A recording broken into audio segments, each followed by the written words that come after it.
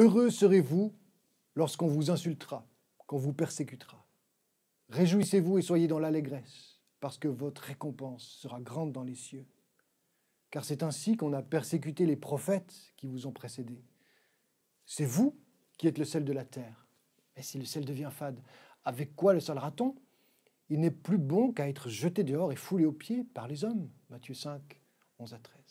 Mehdi Dibaï, en Iran, devant le tribunal islamique, qui, parce qu'il avait renié l'islam, a fini par le condamner à mort, a dit « Je préférais avoir le monde entier contre moi, mais savoir que le Dieu Tout-Puissant est avec moi. J'aimerais mieux être traité d'apostat, mais avoir l'approbation du Dieu de gloire. » Pascuala Lopez, Amérique latine, a survécu à des coups de machette et 21 balles de pistolet.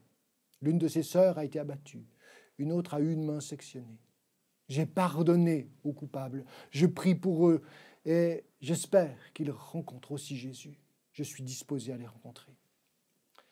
Il existe de nombreux textes bibliques connus qui, sortis de leur contexte, ont souvent perdu de leur substance, alors que les chrétiens persécutés y trouvent force et réconfort. C'est notamment le cas des béatitudes dans le Sermon sur la montagne, un exemple typique dans lequel Jésus exhorte les chrétiens à être sel de la terre. Il s'agit d'une exhortation importante adressée aux chrétiens afin qu'ils ne soient pas indifférents à ce qui se passe dans le monde. En fait, le contexte montre que la fin ultime de la foi, c'est d'accepter de mourir pour la foi.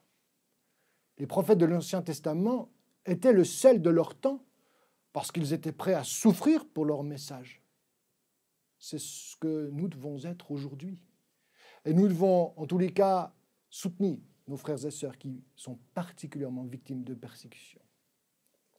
Le texte dit encore, c'est ainsi que votre lumière doit briller devant tous les hommes, pour qu'ils voient le bien que vous faites et qu'ils en attribuent la gloire à votre Père céleste.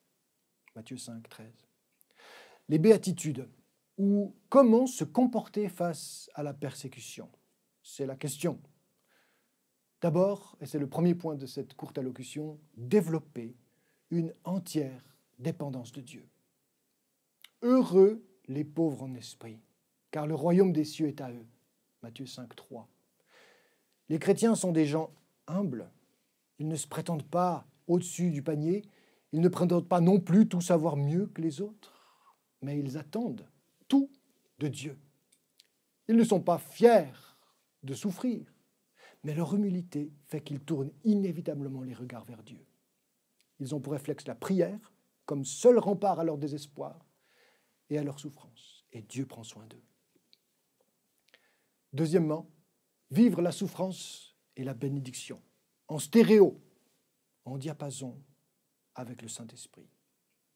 Heureux ceux qui pleurent, car ils seront consolés. Matthieu 5, 4. Malheureusement, celles et ceux qui se rendent volontairement dépendants de Dieu, souffrent souvent.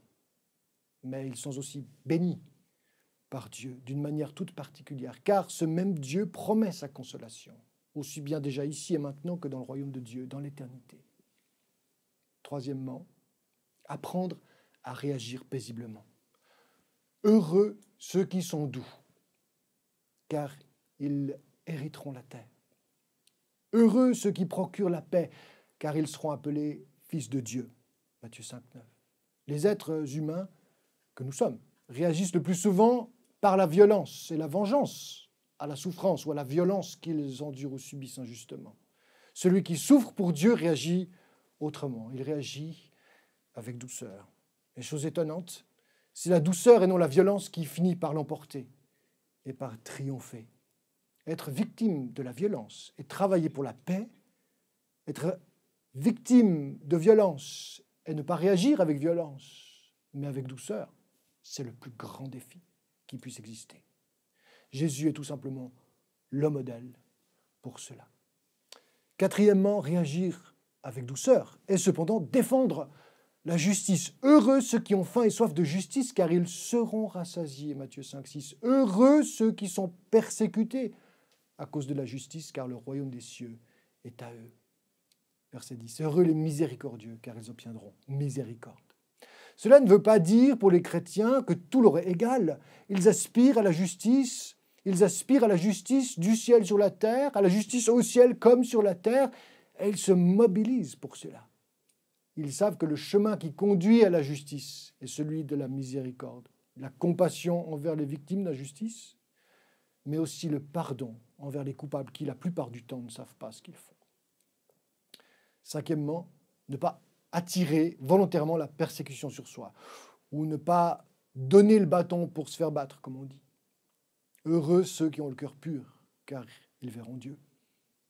Matthieu 5,8. Heureux serez-vous lorsqu'on vous insultera, qu'on vous persécutera, qu'on répondra faussement sur vous toutes sortes de mal. Verset 11. Là où règne l'injustice, la violence et le mensonge, les chrétiens risquent aussi de recourir aux mêmes moyens. Pourtant, Jésus-Christ aimerait qu'il devienne évident qu'en persécutant des personnes sans raison, les persécuteurs se mentent et s'abusent eux-mêmes. Jésus a été persécuté par les autorités juives. Le royaume de Dieu qu'il est venu annoncer a trouvé porte close parmi les siens. Il a été condamné injustement et il a accepté la crucifixion. Que faire pour imiter son modèle de bonheur dans l'adversité? La joie du Maître, nous dit Jean, était parfaite. La joie de Jésus lui était prodiguée non pas par des circonstances favorables, mais par sa vie d'humilité radicale. Soumis à Dieu, son Père, sa joie était le fruit de son intimité et de son obéissance. Jésus était heureux parce qu'il vivait constamment dans la volonté du Père. Voilà le trésor de ce texte. Laurence Besançon, dans son livre « Ton amour dans la souffrance », fait le constat suivant. À travers toute la Bible, dit-elle, je découvre que le bonheur vient de la fidélité à Dieu, de l'obéissance à son égard. Il est lié au fait de vivre dans l'amour, la justice, la générosité. La plénitude de la joie ne dépend pas des choses matérielles ou terrestres. Elle ne vient pas non plus de l'absence de souffrance ou de difficulté. Elle est issue de la relation que j'entretiens avec le Seigneur. Pour connaître la joie, dit-elle, elle qui a connu la souffrance, la douleur physique intense, pour connaître cette joie du Maître, elle a dit, j'ai compris que je dois veiller sur l'état de mon cœur, quelles que soient les circonstances. La parole m'y exhorte, garde ton cœur plus que toute autre chose, car de lui viennent les sources de la vie, Proverbe 4, 23. Un jour, confie-t-elle, ma souffrance physique aura disparu, je le crois profondément, mais cela n'est pas une garantie que je sois heureuse. Mon bonheur est lié à ma communion d'amour et d'obéissance à Jésus. Jésus a dit, venez à moi, vous tous qui êtes accablés sous le poids d'un lourd fardeau, et je vous donnerai du repos. Prenez mon joug sur vous et mettez-vous à mon école, car je suis doux et humble de cœur, et vous trouverez le repos pour vous-même. Oui, mon joug est facile à porter, et la charge que je vous impose est légère. Dans le contexte de la persécution, dans le contexte même de l'évocation de ces béatitudes des persécutés, titre donné à cette allocution, il est parfois pour nous autres, ici en Occident, tellement difficile d'imaginer le bonheur dans la souffrance, la joie dans la persécution ou les afflictions. Espérons que le confinement ait suscité chez nous des élans de piété, de retour à Dieu pour cultiver en lui la joie d'être aimé et d'être une source de bénédiction pour ceux qui nous entourent, dans nos foyers ou ailleurs, dans le monde, là où Jésus nous envoie. Jésus est celui qui donne la vraie joie. Il est celui qui donne le repos aussi. Quelle que soit l'intensité de la crise que nous traversons, n'ignorons plus jamais l'appel de Jésus à demeurer en lui. Je conclurai en citant quelques paroles du chant Emmanuel, du poète et chanteur Thierry Ostrini. Je le ferai comme une prière pour vous et moi, pour nous ensemble. De cette foi que ton cœur a montrée, Jésus, nous voulons puiser notre secours. Sur le chemin que ta vie a tracé, nous marcherons chaque jour. Garde nos yeux des attraits de ce monde, garde-nous près de la croix, en ce lieu saint où notre âme est féconde, d'humilité et de joie. Soyez bénis.